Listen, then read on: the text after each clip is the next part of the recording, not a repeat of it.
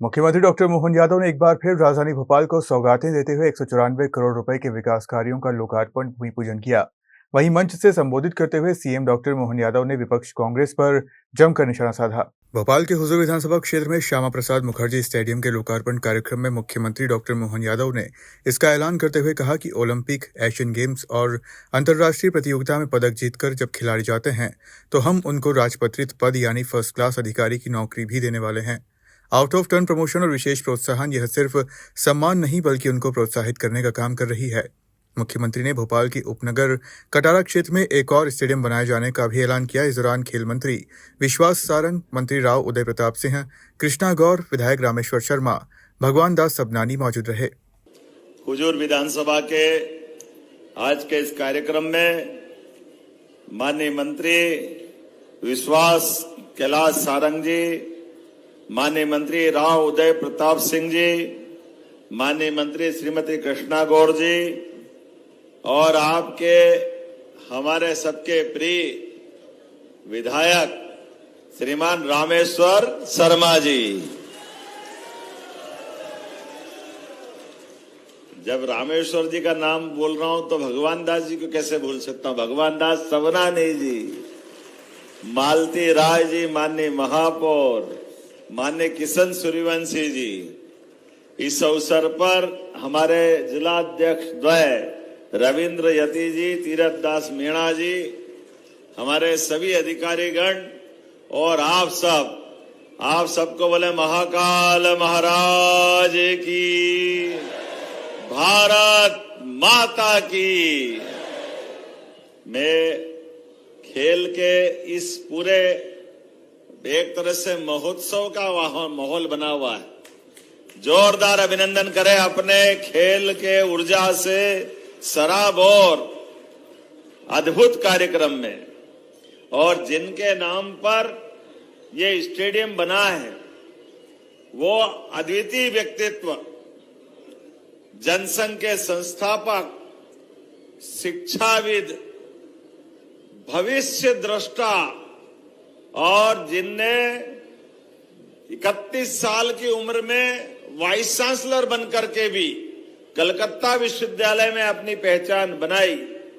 आजादी के बाद भारत सरकार के मंत्री तो बने, लेकिन मंत्री बनने के साथ भविष्य में होने वाले संकट को पहचान कर धारा 370 जैसे कलंक को दुनिया के सामने लाके बताया।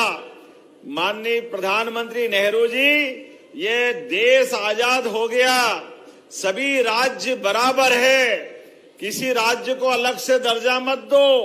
और उन्होंने चेताया, लेकिन नेहरू जी माने नहीं, क्योंकि अंग्रेज चले गए, कांग्रेस छोड़ गए। ये कांग्रेस की बीमारी ऐसी। इनके साथ संकट ये कि ये जब भी करते ऐसा करते कि भविष्य में देश कीमत चुकाता है। लेकिन हमें गर्व है, हमारे एक ऐसे नेता डॉक्टर श्यामा प्रसाद मुखर्जी, जिनने कहा कि ये धारा 370 नहीं, ये भविष्य में बहुत बड़ी कीमत देश इसका चुकाएगा।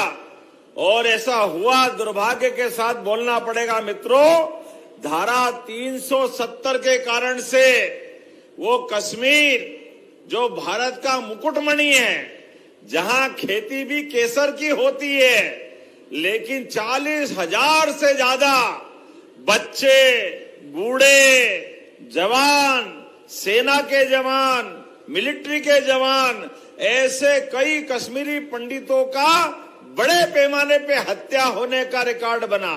ये पूरा पाप कांग्रेस के माथे है। और हमें इस बात का गर्व है, हमारे पहले जनसंघ के अध्यक्ष ने इस बात को चेताते हुए अपने भारत सरकार के मंत्री पद को लात मार करके मंत्रिमंडल से इस्तीफा दिया और कश्मीर जाकर आंदोलन करने का संकल्प लिया।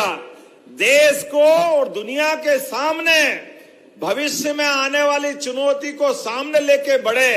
उन्होंने कहा कि ये 370 भविष्य में कलंक साबित होगी, लेकिन कांग्रेस के ऊपर इसका असर नहीं हुआ। उनकी उस समय की गई हत्या को दबाने का प्रयास किया गया। मुझे गर्व है यशस्वी प्रधानमंत्री के नेतृत्व में वो 370 का कलंक हटा करके हमने अपने उस समय के संकल्प को पूरा किया। उसका परिणाम क्या आया? उसका परिणाम यह आया कि जिस कश्मीर के लाल चौक में भी झंडा देश का फहराने के लिए हमको बड़ी मुश्किल से अनुमति या कई बार अनुमति नहीं मिलती थी, आज 370 का कलंक हटने के बाद कश्मीर में पूरे देश के साथ पहलगांव की घटना अगर घटती है तो सबसे पहले कश्मीर के लोग यशस्वी प्रधानमंत्री के नेतृत्व में खड़े होते हैं कि पाकिस्तान का जो हाल करना करो, लेकिन आतंकवादियों से समझौता मत करो। ये है मोदी और ये है उनकी सरकार।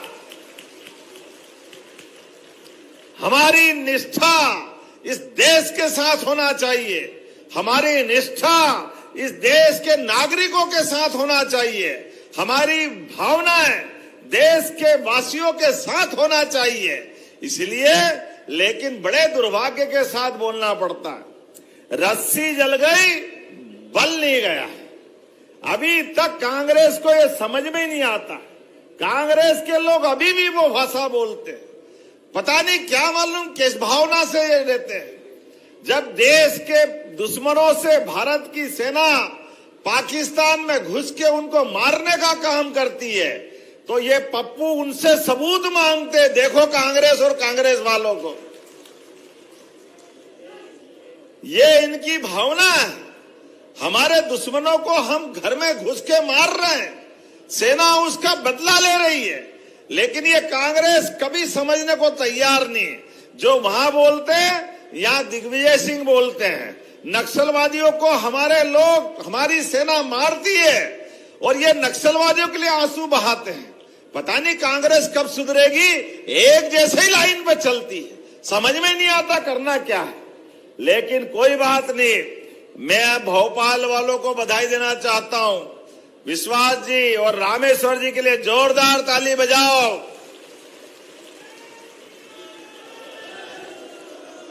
ये भोपाल सहित प्रदेश और देश डॉक्टर मुखर्जी के बलिदान को भूलने वाला नहीं है। 47 में की गई गलती को माननीय मोदी जी ने दूर किया और डॉक्टर मुखर्जी के बलिदान को याद रखने के लिए इतना भव्य दिव्य स्टेडियम दिया। जोरदार अभिनंदन करो इस बात के लिए। यह हमारी सरकार और काम करने का तरीका है। सच्चे अर्थों में यहां रावण आप जलाते थे, ये कांग्रेस की बुद्धि का रावण जलेगा। जोरदार अभिनंदन को। ये डॉक्टर मुखर्जी का नाम कांग्रेस के पाप को याद दिलाता रहेगा, जिनके कारण से धारा 370 लगी, लेकिन हटाने वाले व्यक्ति का नाम इतने बड़े भवन के साथ जोड़ करके भविष्य की पीढ़ी को जागृति देगा और कांग्रेस के लोगों को माफी मांगना चाहिए। 40,000 निरपराध लोग मारे गए जिस 370 के कारण से। ये पूरा पाप अगर किसी के सिर पे है तो कांग्रेस और कांग्रेस के नेताओं के सिर पर है। मैं एक बार फिर आज ऐतिहासिक अवसर पर 194 करोड़ की लागत से विकास और जनकल्याणकार के 3 बड़े बड़े काम, खेल का स्टेडियम और गोपाल कृष्ण के लिए जब हम जय बोलते हैं तो कांग्रेस के फिर छाती पे सांप लौटता है। ये धर्म की बात क्यों करते हो? ये रामकृष्ण की जय क्यों करते हो? अब कोई इनको कैसे समझाए? अगर हम रामकृष्ण की जय नहीं करें तो क्या रावण और कंस की करें? अरे ये तुम्हारे जुम्मे छोड़ दे, तुम उनकी जय करो, हम तो गोपाल कृष्ण की और भगवान राम की जय करेंगे। ये हमारे पल्ले पड़ा, ये हमारे हित में, हम तो यही करने वाले हैं। आपकी मर्जी आए जो करो। इसलिए हमने फिर एक बार आज जब दिन तय हुआ तो अयोध्या में भगवान राम अपने धाम पे मुस्कुरा रहे हैं।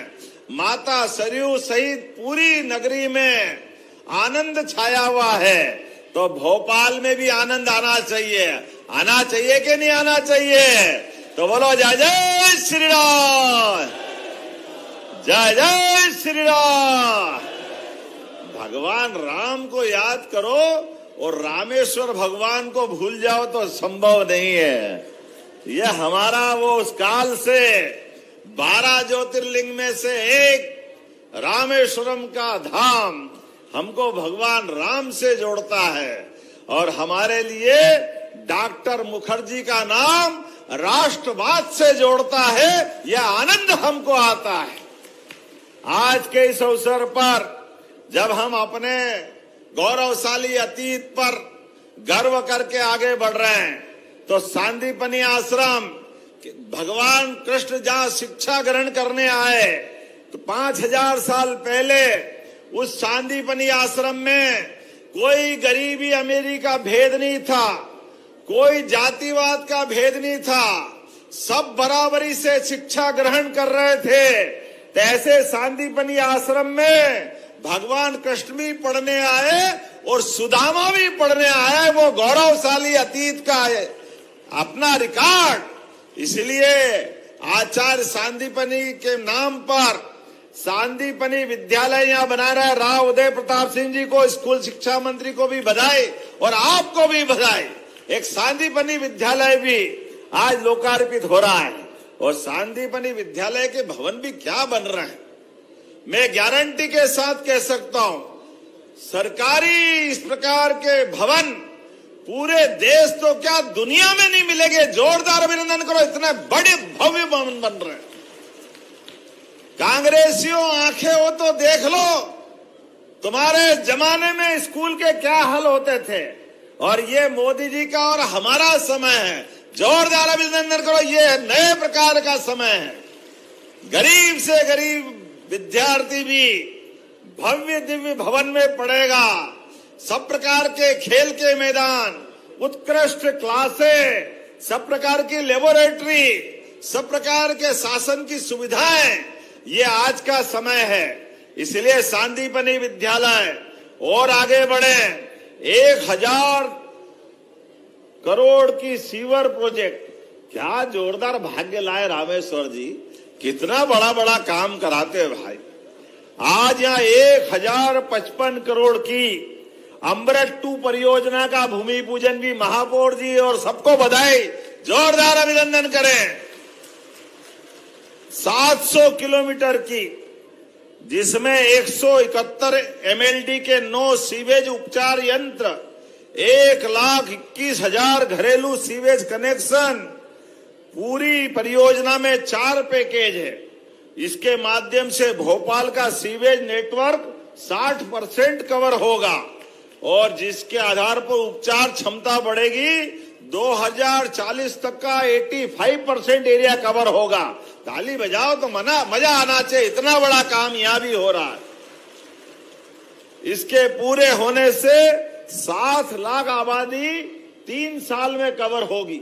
इतनी बड़ी परियोजना है और ये आधुनिक खेल परिसर भी 9 एकड़ में 11 करोड़ 50 लाख की लागत से बना है। जोरदार अभिनंदन करें इस माध्यम से।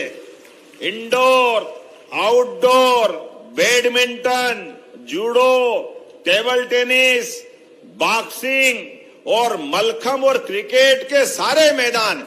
अरे कितना बढ़िया समय चल रहा है, क्या छोड़ा है आपने। सब कुछ इस एक साथ अपने और केवल एक भवन नहीं, भविष्य के चैंपियंस का भी लॉन्च पैड है।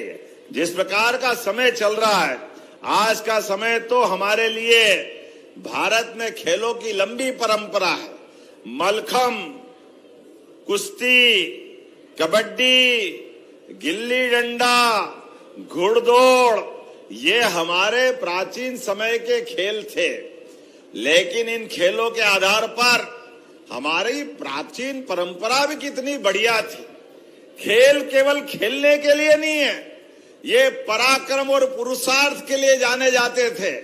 इसलिए स्वयंवर भी होता तो जो सबसे ज्यादा बलशाली बुद्धिशाली हो उसको स्वयंवर के माध्यम से खेल का भी उत्कृष्ट प्रदर्शन करना पड़ता और उसके बाद स्वयं वरमाला उसके गले में आती थी। जोरदार अभिनंदन करो, इतना अच्छा अतीत हमारा।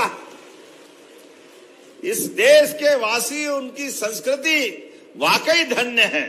तो जब अपने देश के दिल मध्य प्रदेश में खेलों की बात कर रहे हैं, तो एक एक करके भोपाल, और हमारी भोपाल का बड़ा गौरव राजधानी का भी है।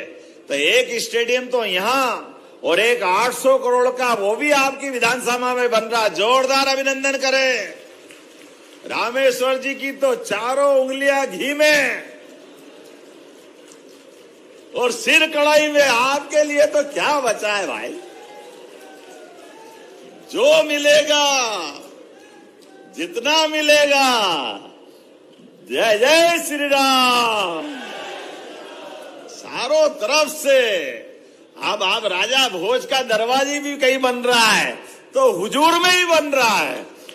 क्या समय चल रहा है। राजा भोज 1000 साल पहले अद्भुत शासक हुए, जिनके कारण से भोपाल का भोपाल ताल, पूरा भोपाल गौरवान्वित होता है।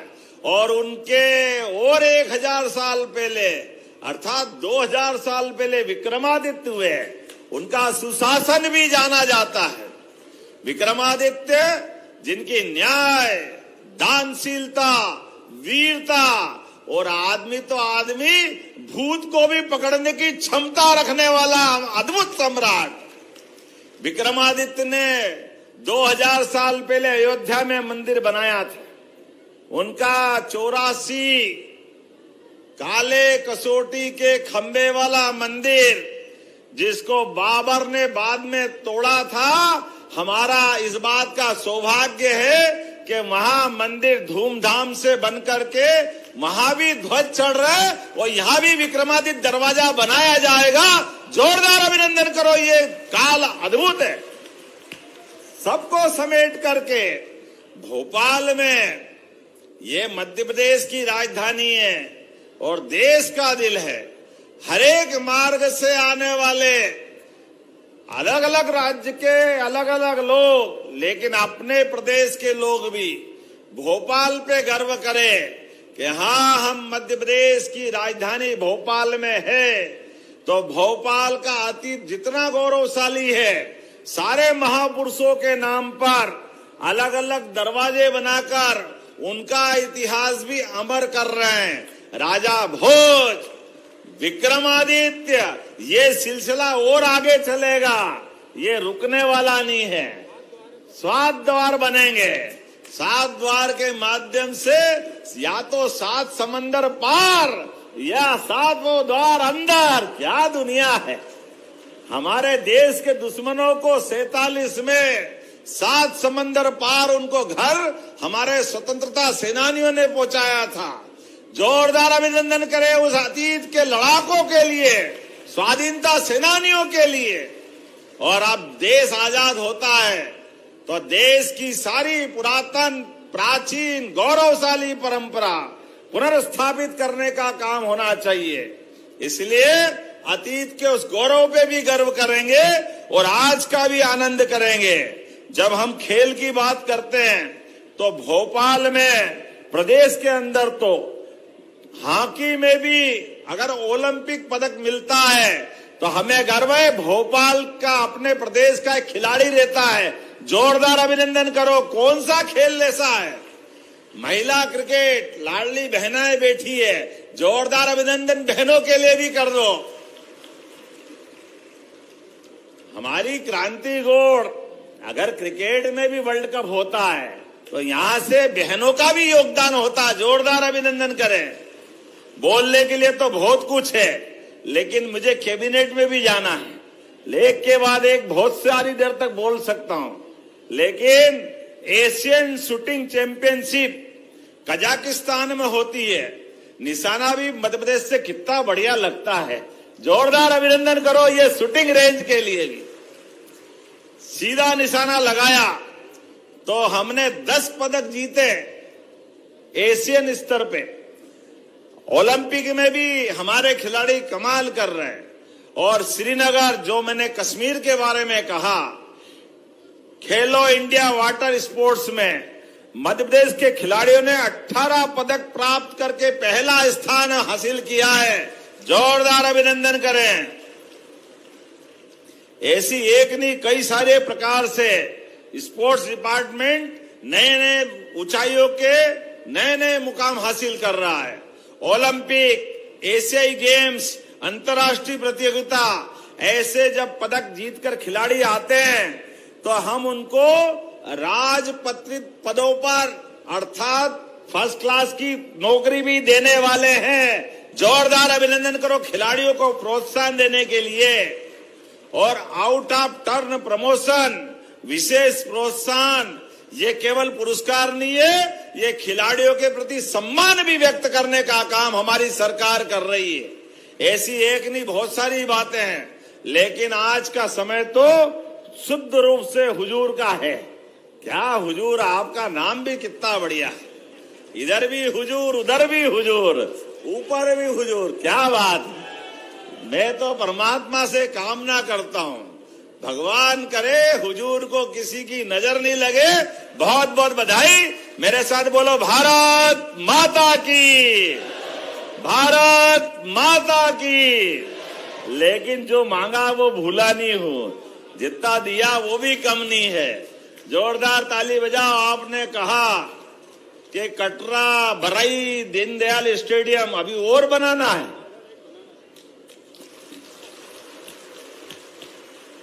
और बनाना है।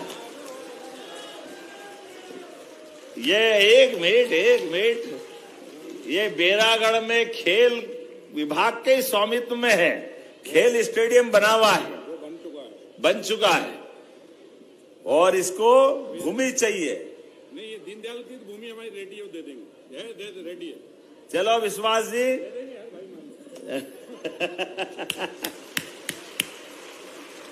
इस अवसर पर आपने कहा रामलीला मैदान भी चाहिए। अरे खूब रामलीला करो, रावण जलाओ, ये तो आनंद आना ही चाहिए, कोई मना नहीं। आपने कहा थाना भी चाहिए। अरे थाने तो होना ही चाहिए। गुंडे बदमाश को तो ठीक करने का काम हमारी सरकार बहुत अच्छे से कर रही है। छतरपुर की हवेली, मछली, मगर सब बराबर, ये हमारी सरकार कर सकती है। जिस प्रकार का समय चल रहा है, आने वाले समय में परमात्मा करे विकास के काम भी चलते जाए और सुशासन के काम चलते जाए। मेरी अपनी ओर से एक बार फिर इतने अच्छे कार्यक्रम की बहुत बहुत बधाई। भारत माता की, भारत माता की, भारत माता की। ब्यूरो रिपोर्ट, खबर मध्य प्रदेश।